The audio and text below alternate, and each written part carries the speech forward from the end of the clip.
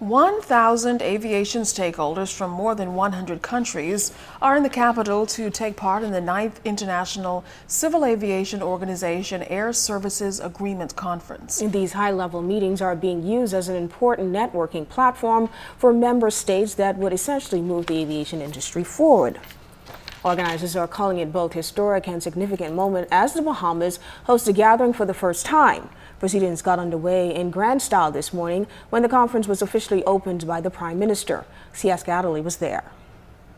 With the Bahamas being an archipelagic nation, Prime Minister the Right Honorable Perry Christie revealed how the duplication of infrastructure is required for the aviation sector to operate effectively, which he says is capital intensive.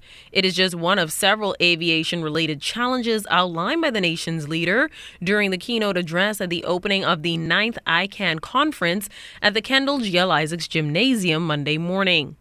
But despite those challenges, the Prime Minister says his administration remains committed to transforming the country's aviation sector, knowing the Bahamas has great growth potential.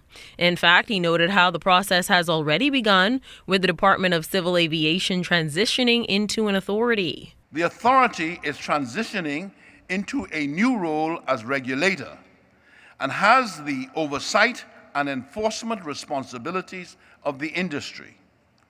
The authority must ensure that all participants comply with the required national and international standards.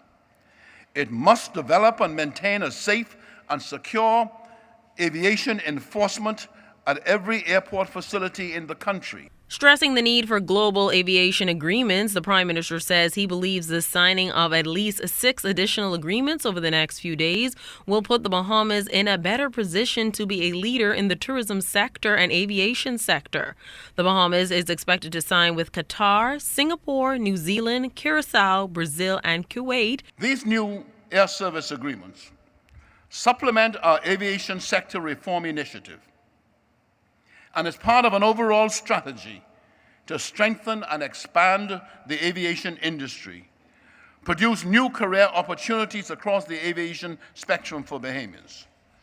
The anticipated growth in tourism arrivals will also produce new opportunities for Bahamians and further expose the country to potential investors. Minister for Transport and Aviation, the Honorable Glenys Hannah Martin, underscored that aviation is critical to the country's viability.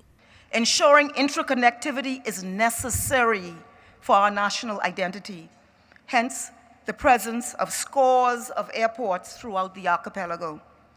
We rank high amongst countries with most airports per capita in the world, this little country. Second, tourism is the mainstay of our economy, and so the movement of people by air from the outside world to points throughout the country is germane to our economic health. Also at the opening ceremony, the baton was passed on to Sri Lanka as that country is expected to host the 2017 I.C.A.O conference. C.S. Scatterly, ZNS Network News.